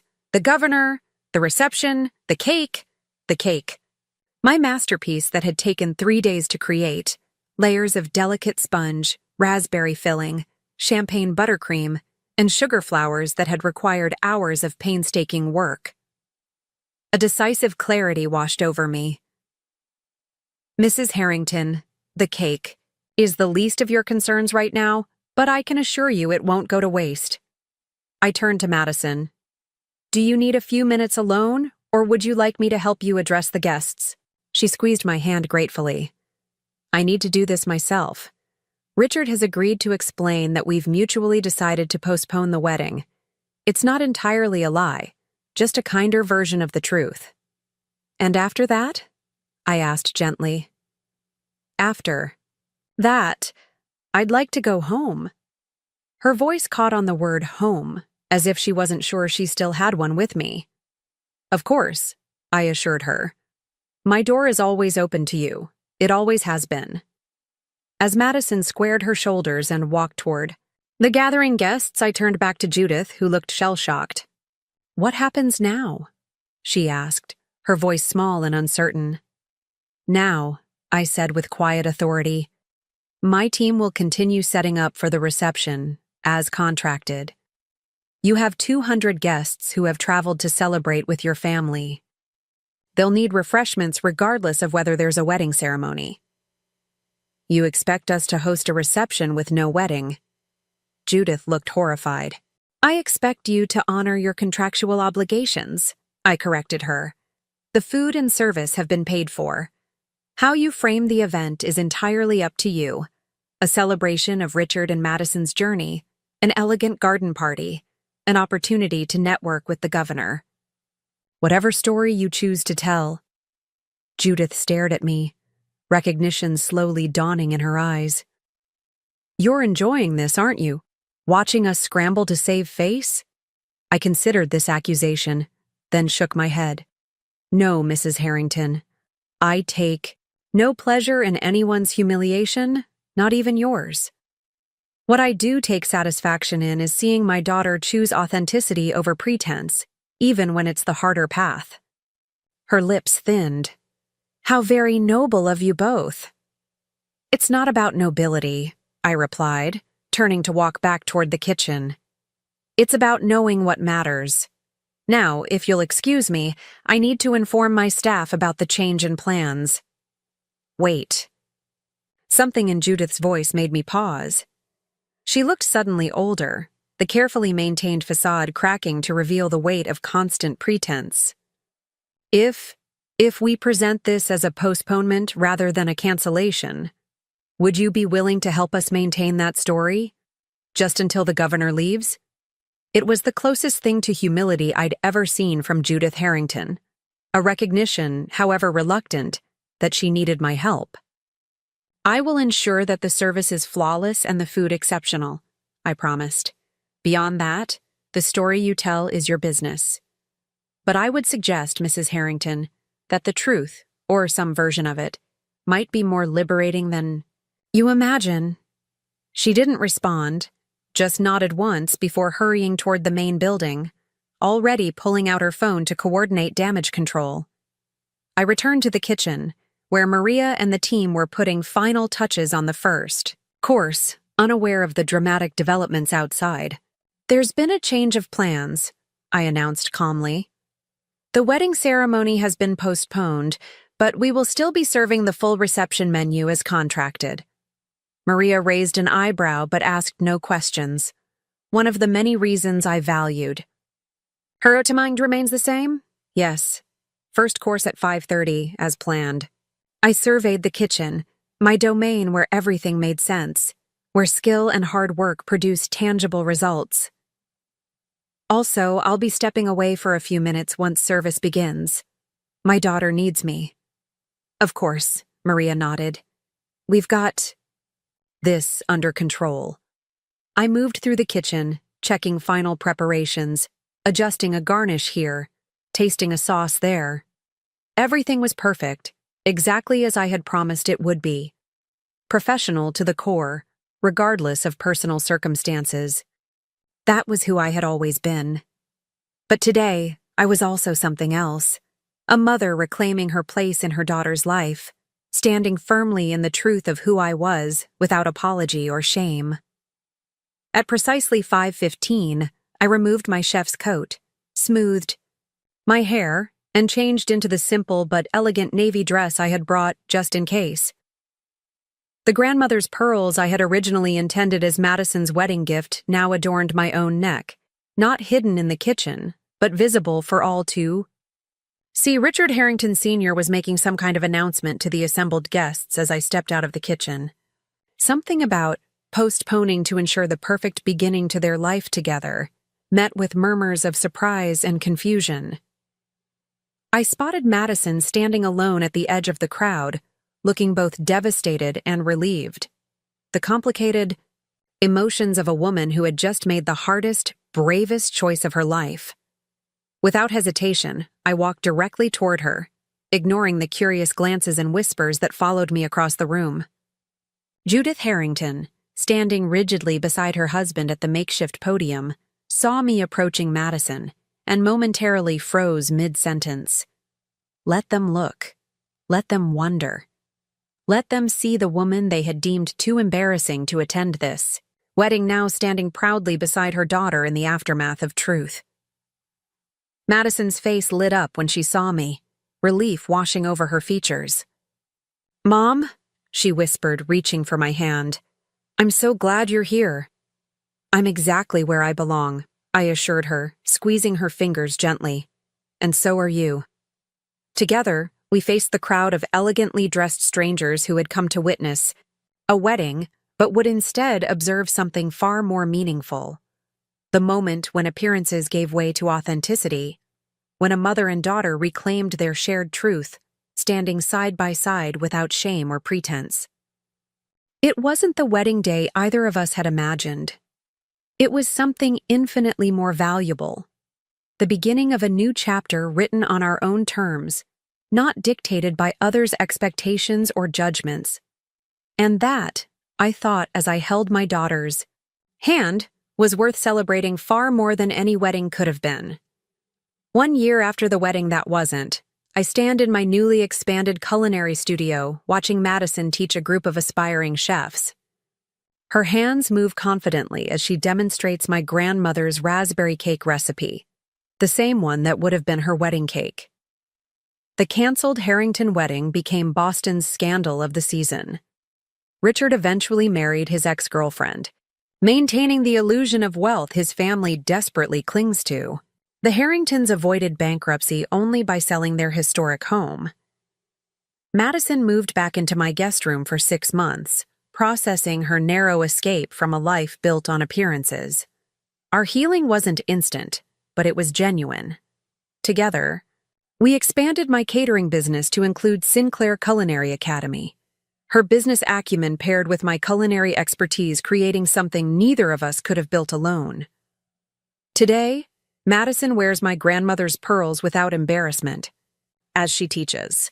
No longer hiding her background or my influence, she proudly introduces me to her students. "This is Nancy Sinclair, master chef and my mother." I was never the embarrassment she feared. I was the foundation she needed. In finding her way back to that truth, she gave me the only gift that ever mattered: a daughter who finally sees her mother clearly. Up next, you've got 2 more standout stories right on your screen. If this one hit the mark, you won't want to pass these up. Just click and check them out, and don't forget to subscribe and turn on the notification bell so you don't miss any upload from us.